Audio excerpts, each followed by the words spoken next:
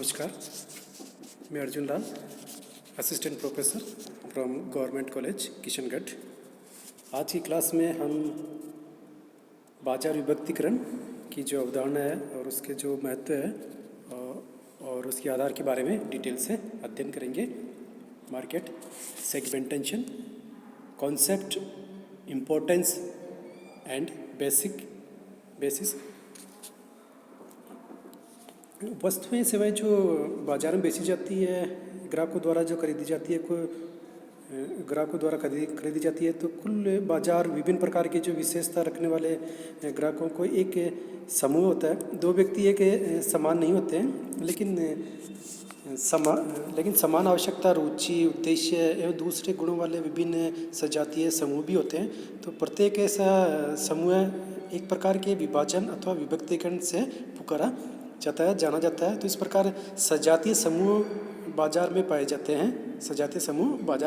हैं क्योंकि उनकी क्रियाओं के पीछे समान उद्देश्य होते हैं और बाजार वृद्धि प्रभावशीलतापूर्वक होती है।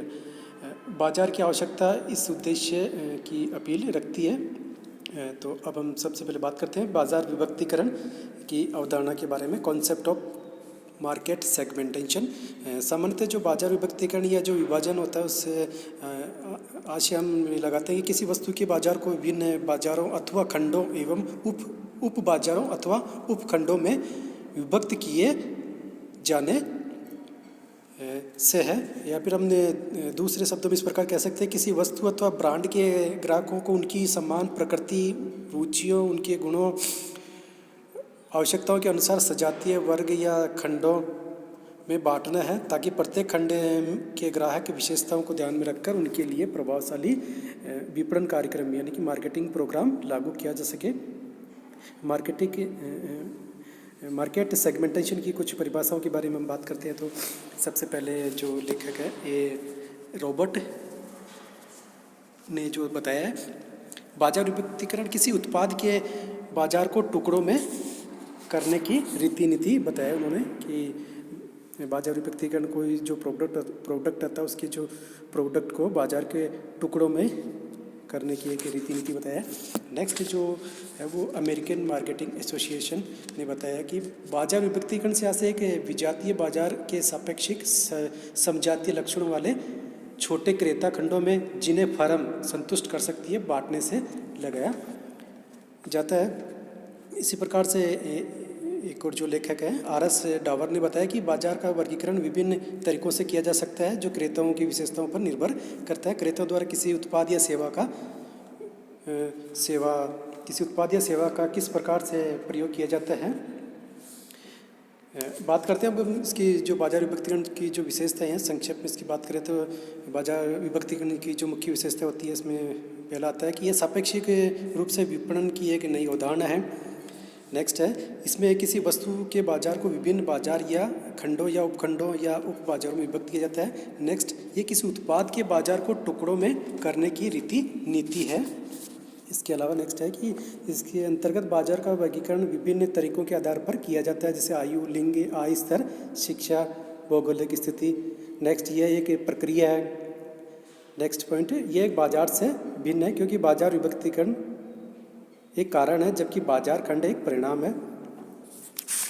बात करते हैं अब हम इसके बाजार विभक्तीकरण के आधार के बारे में। Basis of market segmentation.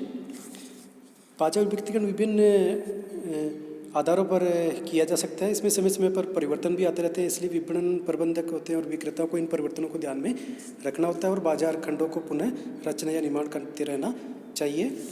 जो मुख्य रूप से जो बाजार विभक्तीकरण के आधार है उसमें बात करते हैं अपन। सबसे पहला आता है इसमें भौगोलिक आधार पर, ज्योग्राफिकल बेसिस। बाजार विभक्तीकरण के से आधार में जनसंख्या, आकार या घनत्व, जलवायु आदि तत्वों को शामिल किया जाता है। इनका ग्राहकों के स्वभाव एवं प्रकृति पर अच्छा प्रभाव पड़ता है। जिन वस्तुओं का बड़े पैमाने पर उत्पादन किया जाता है और जिन्हें काफ़ी बड़े बाजार में क्षेत्र में बेचा जाता है उनके लिए भौगोलिक तत्व संतोषजनक आधार प्रदान करते हैं। संपूर्ण जो बाजार क्षेत्र में पाए जाने वाले जो अंतरों के आधार के अनेक कारण हो सकते हैं, जैसे जलवायु है, सांस्कृतिक परंपराएं हैं, जनांकीय आधार है जिसमें आय, आयु, लिंग भेद, शिक्षा, एजुकेशन, पेशा, प्रोफेशन, जीवन चक्र व्यवस्था। नेक्स्ट जो पॉइंट है इसके अंतर्गत वो आता है, इसके अंतर्गत मनोवैज्ञानिक आधार। मनोवैज्ञानिक विशेषताएं ग्राहक के व्यक्तिगत से संबंधित होती है, जैसे जीवन शैली एवं उपभोग, वस्तु उपभोग आदि। कुछ लोग नई वस्तुओं के प्रयोग के लिए तत्पर रहते हैं तो कुछ स्वभाव से भीरू होते हैं, जबकि कुछ लोग स्वभाव से साहसी होते हैं। अतः सभी व्यक्तियों के लिए एक ही प्रकार का विज्ञापन संदेश तैयार करने के लिए विपणन प्रयासों में कम सफलता मिल सकती है। मनोवैज्ञानिक आधार भी कई तरह के होते हैं, जैसे जीवन शैली, व्यक्तित्व।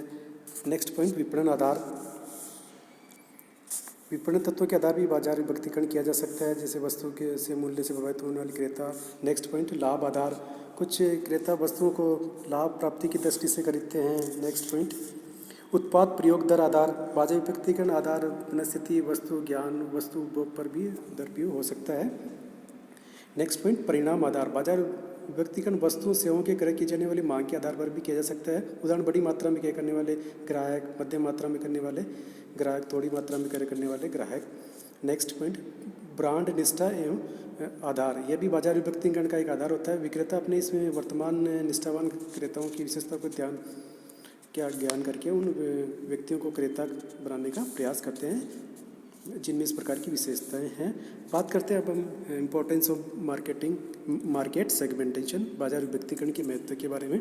तो संक्षेप में बाजार विभक्तिकरण का जो महत्व है वो इस प्रकार से स्पष्ट किया जा सकता है। साधनों का समुचित उपयोग। बाजार विभक्तिकरण से विक्रेता अपने साधनों का समुचित उपयोग एवं वितरण करने में सफल हो जाता है। नेक्स्ट पॉइंट सुदृढ़ विपणन कार्यक्रम। संपूर्ण बाजार को विभिन्न खंडों में विभक्त करके विक्रेता सुदृढ़ विपणन कार्यक्रम तैयार करने में सफल हो जाता है। नेक्स्ट उत्पादन निष्ठा, प्रोडक्ट लॉयल्टी। बाजार विभक्तिकरण के माध्यम से प्रत्येक बाजार खंड में ग्राहकों की रुचि, आयु, लिंग, आवश्यकता, भौगोलिक स्थितियों की जानकारी हो जाती है। परिणाम स्वरूप विक्रेता को न केवल उत्पाद मिश्रण का अवसर मिल जाता है, पितु उसमें परिवर्तन संशोधन भी कर सकता है।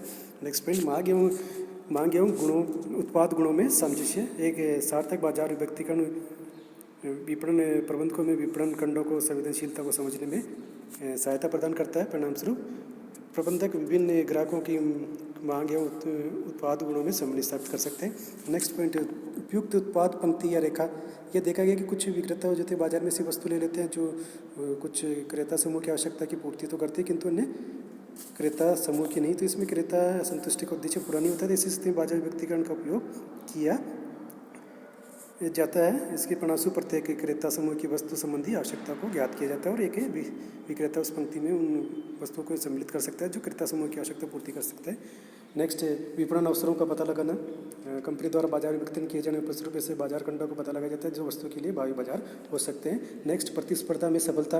आज प्रतिस्पर्धा का युग है जिस पर न केवल कंपनी का उद्देश्य होता है बल्कि नीतियाँ रचना का योगदान भी नहीं होता, अभी तो बाजार विभक्तिकरण की भूमिका भी स्पष्ट हो जाता है। नेक्स्ट पॉइंट बाजार विपणन बजट का सहज बंटवारा।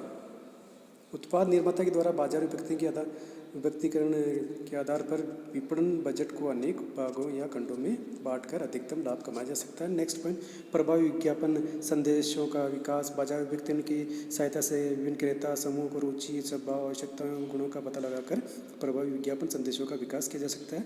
नेक्स्ट पॉइंट उत्पाद वस्तु बाजार में नए परिवर्तनों की जानकारी। उत्पाद वस्तु बाजार में नए परिवर्तन की जानकारी। पॉइंट बाजार विभक्तिकरण एक ही बार नहीं किया जाता है, किंतु कई बार समय पर अनेक बार किया जाता है। तो इसके परिणामस्वरूप ग्राहकों की इच्छा, रुचि, गुण, प्राथमिकता का पता लगाया जाता है और निर्माता उसी के अनुसार उत्पादों में परिवर्तन कर सकते हैं। नेक्स्ट पॉइंट आता है इसमें सर्वोत्तम या उपयुक्त लक्ष्य बाजार का चुनाव। बाजार विभक्तिकरण में संपूर्ण बाजार में अधिक आकर्षण बाजार खंडों की जानकारी हो जाती है, जिसके परिणामस्वरूप प्रबंधक तो उनका तुलनात्मक अध्ययन करके सर्वोत्तम उपयुक्त बाजार का चुनाव कर सकता है। नेक्स्ट पॉइंट वितरण मध्यस्थों का चुनाव संभव।